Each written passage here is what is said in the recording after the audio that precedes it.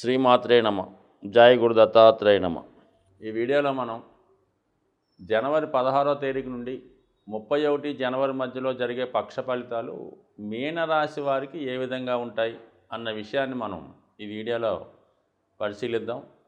ముఖ్యంగా ఈ పక్ష ప్రారంభంలో రవి 11వ స్థానంలోకి రావడం జరిగింది.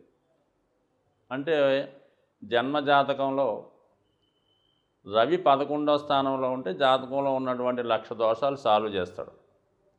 అదే గోచారంలో ఉన్నటువంటి సమయంలో రవి 11లోకి వచ్చినప్పుడు ఆటోమేటిక్గా అన్ని గ్రహాలు కూడా జాతకుడికి అనుకూలంగా పనిచేయడం జరుగుతూ ఉంటాయి. అంటే రవి గ్రహరాజు కాబట్టి మరి రాజు ఒకరిగా ఫేవర్గా ఉన్నప్పుడు మరి మిగతా గ్రహాలు కూడా అనుకూలంగా ఉండాలి కాబట్టి మొత్తం గ్రహాలన్నీ కూడా అనుకూలంగా రావడం జరుగుతాయి జాతకుడికి. ఈ నెలంతా ఇంచుమించుగా మరి 16వ తారీఖున ప్రారంభమైనటువంటి రవి సంచారం మళ్ళా ఫిబ్రవరి నెల అదే తారీఖు వరకు లాభస్థాన సంచారం జరుగుతుంది.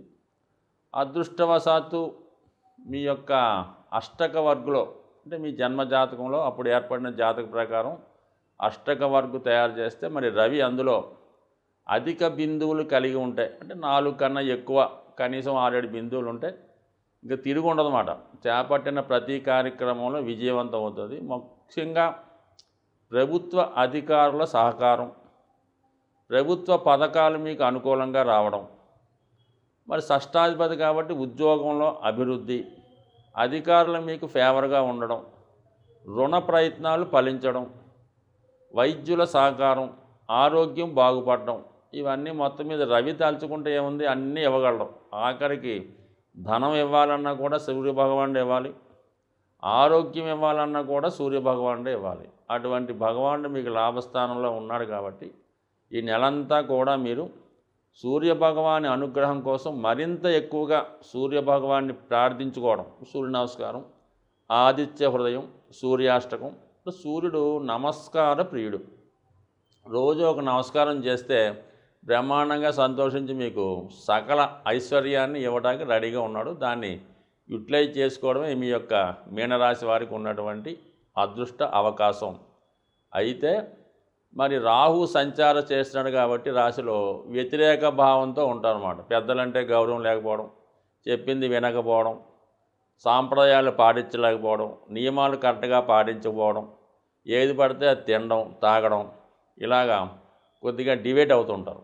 ఇది ముఖ్యంగా మరి ఇది నమ్మిన వాళ్ళకి, సాంప్రదాయంగా ఉన్నవాళ్ళు ఖచ్చితంగా ఈ నియమం పాటించుకుంటే 100% బాగుంటుంది. ముఖ్యంగా మరి మీ పిల్లలు ఎవరన్నా ఉంటే అంటే 21 సంవత్సరం లోపు ఉన్న పిల్లలు, చదువుకునే పిల్లలు ఉంటే వాళ్ళకి ఈ నెలలో అన్నా కనీసం సద్గుణంగా వాళ్ళని గమనిస్తూ వాళ్ళ చేత సూర్య నమస్కారం చేయించడం వల్ల ఒక సంవత్సరానికి సరిపోయిన శక్తి, అదృష్టం, మంచి మార్గం వాళ్ళకి రావడం జరుగుతుంది. కాబట్టి పెద్దవాళ్ళు ఈ దృష్టి పెట్టి ఈ విధంగా చేయడం అన్నది చాలా అనుకూలం. ఎందుకంటే మీనరాశి వారు చాలా మంచిగా ఉంటారు, ఎటువంటి బ్యాడ్ హ్యాబిట్స్కి లోను కారు, చాలా సాంప్రదాయంగా ఉంటారు. కానీ ప్రస్తుతం ఉన్నటువంటి రాహు, ఈ ఏలినాటి శని ప్రభావం వల్ల కొద్దిగా బద్ధకం ఇలాంటివి జరిగే అవకాశం ఉంది. కాబట్టి దాని నుంచి బయటపడే మార్గం ఇది సులభమైన మార్గం. ఇక ఇది పక్కన పెట్టుకుంటే ధనస్థానంలో గురువు, మరి దశమాధిపతి ధనస్థానం, ధనాధిపతి దశమస్థానం. వృత్తిలో అభివృద్ధి, అదనపు బాధ్యతలు, అదనపు ఆదాయం కోసం చేస్తున్న ప్రయత్నాలు ఫలిస్తాయి. దశమంలో ఉన్నటువంటి కుజుడు జాతకంలో దిగ్బలాన్ని పొందాడు. అంటే కుజుడు ఉచ్చులో ఉంటే ఎటువంటి ఫలితం వస్తుందో ఇప్పుడు ఆ ఫలితం రావడం జరుగుతుంది. వృత్తిలో చాలా నిర్మోహమాటంగా, చాలా స్ట్రిక్ట్గా ఉంటారు, ఆదాయం పెరుగుతుంది, రెస్పాన్సిబిలిటీస్ పెరుగుతాయి. మరి బుధుడు కూడా అక్కడే సంచరిస్తున్నాడు, చతుర్థ సప్తమాధిపతిగా దశమంలో ఉండడం వల్ల బుధుడు ఎప్పుడైతే వచ్చాడో అదనపు ఆదాయం లభిస్తుంది. వృత్తిలో డబల్ వర్క్ చేస్తూ ఉంటారు. సో అలాగే చాలా చాకచక్యంగా ఉంటారు. అయితే కొంత సంఘర్షణ, కొంత విరోధాలు వృత్తిపరంగా వచ్చే అవకాశం ఉంది. అది మీరు నిజాయితీగా ఉండడం వల్ల, నిర్మోహమాటంగా ఉండడం వల్ల ఇబ్బందులు ఏర్పడతాయి. బట్ ఎనీహో రవి లాభంలో ఉన్నాడు కాబట్టి ఏదైనా మరి ఉద్యోగంలో వచ్చిన సమస్యలైనా, వ్యక్తిగతంగా వచ్చిన సమస్యలైనా మీకు విజయం తప్పగా లభిస్తుంది. కాబట్టి నిజాయితీగానే వెళ్ళండి, ఏం డౌట్ లేదు, ఏం పర్వాలేదు. ఇక శుక్రుడు భాగ్యస్థాన స్థితి ఇది అనుకూలంగా ఉంది. భాగ్యంలో శుక్రుడు ఉన్నప్పుడు విదేశ ప్రయాణాలు, విదేశంలో ఉన్నటువంటి మిత్రుల సహకారం, ముఖ్యంగా లగ్జరీస్ సంబంధించిన విషయాల్లో చాలా సుఖవంతమైన జీవితాన్ని అనిపిస్తారు. మంచి వాహనంలో ప్రయాణిస్తారు, మంచి హోటల్లో స్టే చేస్తూ ఉంటారు. అలాగే ఆత్మీయుల్ని, ఇష్టమైన వారిని, ప్రియమైన వారిని కలుసుకుంటూ ఉంటారు. సో ఏదైనా శుక్రుడు అదృష్ట స్థానంలో ఉన్నాడు, చాలా అనుకూలంగా ఉంది. స్త్రీల ద్వారా మీకు లాభాన్ని, అదృష్టాన్ని కలిగి వచ్చే అవకాశం ఉంది. సో ఏదన్నా మొత్తం ఈ గ్రహాలన్నీ మీకు అనుకూలంగా ఉన్నాయి. మరి ఏలినాటి శని ఉన్నప్పుడు కూడా అది ఆ ఖర్చు మీరు సక్రమైన మార్గంలో, అంటే వ్యాపారం విస్తరణ కొరకు పెట్టుబడి పెట్టడం కానీ, ఎవరికన్నా అప్పు ఇవ్వడం కానీ, షేర్ మార్కెట్లో పెట్టడం కానీ ఇలాంటివి చేయడం వల్ల నష్టపోతారు.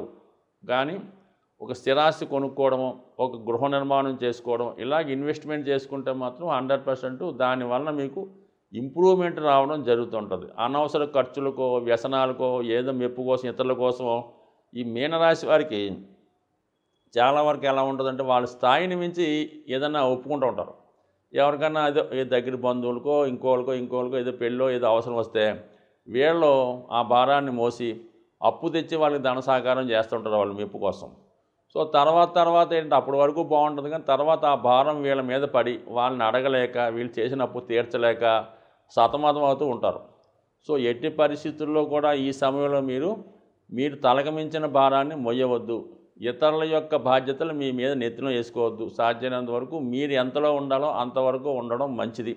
సో ఏదైనా ఫైనాన్షియల్ స్ట్రిక్ట్గా ఉంటే ఈ రాశి వారికి మరి అనుకూలంగా ఉంది. మరి ప్రభుత్వ ఉద్యోగం ప్రయత్నం చేస్తున్న వాళ్ళు కూడా ఇది మంచి అనుకూల సమయం కాబట్టి ఏదైనా ఉన్నత ఉద్యోగం కోసం అభిలషించేవారు ఈ సమయంలో మీ యొక్క కొత్త వర్క్ స్టార్ట్ చేస్తే 100% మీకు రవిగ్రహ అనుగ్రహంతో మంచి విజయాన్ని, సక్సెస్ని సాధించే అవకాశం ఉంది. సాధారణంగా ఈ గ్రహాలు అంటే మనం మాస ఫలితాలు, వార ఫలితాలు, సంవత్సర ఫలితాలు చూసుకున్నప్పుడు గ్రహాలు ఒక రాశి నుంచి ఒక రాశికి మారుతున్నప్పుడు అవి సువర్ణమూర్తి, రజితమూర్తి, తామ్రమూర్తి, లోహమూర్తిగా వాటికి ప్రవేశించినప్పుడు వాటి స్థితిని బట్టి ఈ విధంగా అవి యాక్ట్ చేయడం జరుగుతుంటుంది.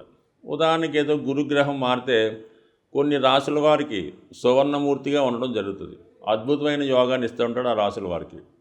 కొంతమందికి తామ్రమూర్తిగా ఉంటాడు, కొంతమందికి లోహమూర్తిగా ఉంటాడు. అంటే ఈ లోహమూర్తిగా ఉన్న వాళ్ళకి మంచి స్థానంలోకి వచ్చినా కూడా ఇబ్బంది పెడుతూ ఉంటాడు.